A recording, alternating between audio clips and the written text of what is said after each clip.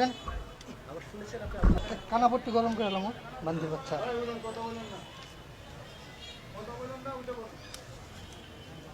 একদম পিঠা এখানকার বলা ঠিক করে এলাম হ্যাঁ মারানির বলা রাষ্ট্রবিরোধী কথা চলছে একদম পিঠা লুলে গেলাম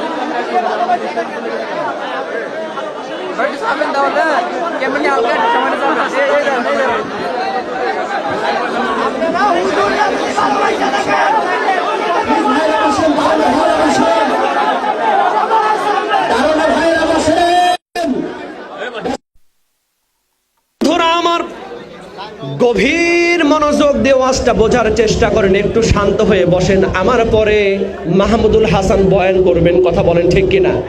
আপনারা বয়ান শুনবেন না? যার কণ্ঠ শুনলে মিজানুর রহমান আজারী সাহেবের কণ্ঠের কথা মনে পড়ে যায়, কথা বলেন ঠিক কিনা? ভাই চলে এসেছেন, তিনি আসবেন। আপনারা এরকম পরিস্থিতি, একটা ভুল হয়েছে, এখানে বড়রা আছে, মাহফিল কমিটি আছে, মানুষ ভুলের ঊর্ধ্বে নয়। আপনারা বসেন, ওয়াজ শুনতে চাইলে বসেন, প্লিজ প্লিজ, আপনারা ঝামেলা করবেন না। এটা আবেগের বশবর্তী হয়ে হয়তো তিনিও বুঝতে পারেননি, বলে ফেলেছেন। বসেন আপনারা, আপনারা এরকম কেন হচ্ছেন? বসেন, মাপ চাচ্ছি আমরা ভাই, মাপ চাচ্ছি, আপনারা বসেন প্লিজ, আপনারা বসেন প্লিজ ভাই। এই না, এই বসো, এই ছেলে, ভাই বসো ভাই। ইসলাম উত্তেজিত পছন্দ করে না, ইসলাম নরম পছন্দ করে। আপনারা বসেন। বন্ধুরা আমার বয়ান যদি আপনারা শুনতে চান, আমার পরে মাহমুদুল হাসানের বয়ান যদি শুনতে চান, তাহলে এই মুহূর্তে আপনারা বসে পড়েন প্লিজ। আমি মাফ চাচ্ছি, আপনারা বসেন, আপনারা বসেন প্লিজ। আপনারা পরিবেশ নষ্ট করবেন না আমার ভাইয়েরা, আপনারা বসেন, কষ্ট করে আসছেন। এটা সাধারণ কোনো প্যান্ডেল নয়, এটা জান্নাতের বাগান, কথা বলেন ঠিক কিনা? বিশ্বনবীজি বলেছেন, যারা ওয়াজ শোনার জন্য ময়দানে চলে যায়, যতক্ষণ পর্যন্ত তারা ময়দানে বসে থাকে, তাদের জন্য জান্নাতের দরজা ওয়াজিব হয়ে যায়, কথা বলেন ঠিক কিনা? সুতরাং প্লিজ বসেন। এই ভাই বসেন, দাঁড়ানো ভাইরা বসেন প্লিজ, একটু জিকির করেন, না হলে ওয়াজ বন্ধ করে চলে যাব ভাই। প্লিজ আপনারা বসেন, আল্লাহর ওয়াস্তে বলছি, আপনারা বসেন। বন্ধুরা আমার, একটু মেহেরবানি করে ভলান্টিয়ার ভাই রাখো, একটু বসায় দেন ভাই, একটু বসায় দেন। আমার পরে অনেক সুন্দর বয়ান হবে, আমি এর শেষ ফিনিশিং দিয়ে যাব ইনশাআল্লাহ। বসেন। বন্ধুরা আমার, গভীর মনোযোগ দিয়ে ওয়াজটা বোঝার চেষ্টা করেন।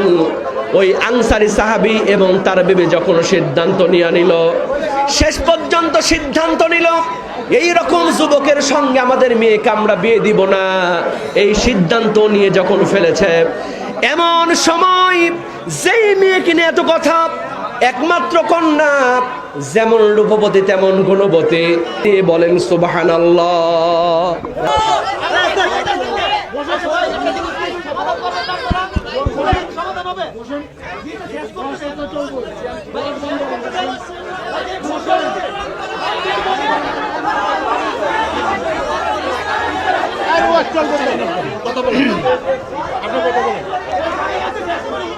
আমার ভাই একটু একটু প্লিজ আপনারা বসেন প্লিজ, আল্লাহর ওয়াস্তে বসো ভাই প্লিজ। এটা একটু মিটমাট ওরা করুক, আপনারা একটু বসেন ভাই, আল্লাহর ওয়াস্তে বসেন প্লিজ প্লিজ বসেন। আমি কি ওয়াজ কি চলবে? আমার ওয়াজ শুনবেন? তাহলে না বসলে কেমনে? একটু বসেন ভাই, একটু আল্লাহর ওয়াস্তে বসেন। আমাকে যদি আল্লাহর ওয়াস্তে ভালোবেসে থাকেন, আল্লাহর ওয়াস্তে বসেন আমার ভাইয়েরা, আল্লাহর ওয়াস্তে। এই ঘটনাটা কোরআনের ঘটনা, কথা কোন ঠিক কিনা? এটা আপনারা শুনতে চান কি চান না? কারা কারা চান দু হাত তুলে আল্লাহকে দেখান। জি, তাহলে এবার আল্লাহর ওয়াস্তে বসেন, বসেন বসেন প্লিজ, আল্লাহর ওয়াস্তে বসেন বসেন। বলতে পারি নাই, বলেন সুবহানাল্লাহ। আনসারী সাহাবী বললেন, ঠিক আছে। তাহলে ওই আনসারী সাহাবীর বাড়িতে যেই যুবকটা আসছিল জালাবি, তারে ফকির বলে খেদায় দিয়েছে, আপনাদের মনে আসেনি? কি বলেন আছে? আনসারী সাহাবী চিন্তা করলেন, তাড়াতাড়ি আমরা জামাইকে খুঁজে বের করি। এই চিন্তা করে ওই আনসারী সাহাবীর বাড়ির দরজা যখন খুলেছে, তখন লক্ষ্য করে দেখতে পেলেন ওই যুবক জালাবি ওখানে বসে আছে, বলেন সুবহানাল্লাহ। বন্ধুরা আমার, গভীর মনোযোগ দিয়ে ওয়াজটা বোঝার চেষ্টা করেন। এই আনসারী সাহাব, আপনি যেই জুব্বা ব্যবহার করেন, আপনি যেই চাদর গায়ের মধ্যে ব্যবহার করেন, আমি রাসূল কথা দিয়া দিলাম, আপনার কাছে ওই জুব্বাটা নিয়া আমি খাদিজার লাশটা আপনি দাফন করায়া দিবেন। সুবহানাল্লাহ। বন্ধুরা আমার, গভীর মনোযোগ দিয়ে ওয়াজটা বোঝার চেষ্টা করেন।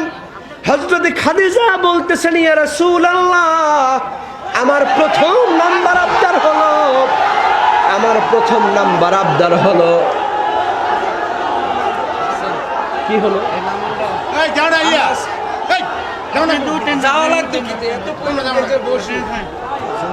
কি হয়েছে, কি হলো? আমরা বললাম যে বসু যাই হোক।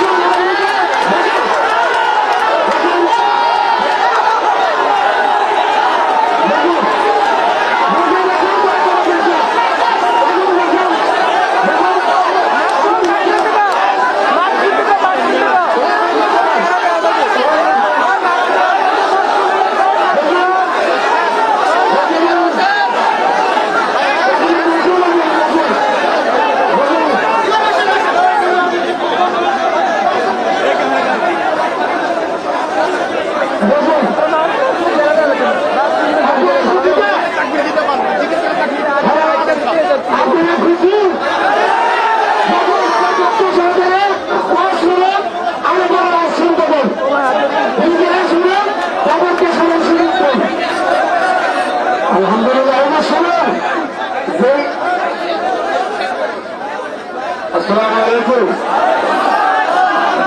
সম্মানিত রসুল, আপনাদের কিছুক্ষণ আগে এখানে হুজুরের সঙ্গে এক ভদ্রলোকের একটু কথা কাটাকাটি ছিল।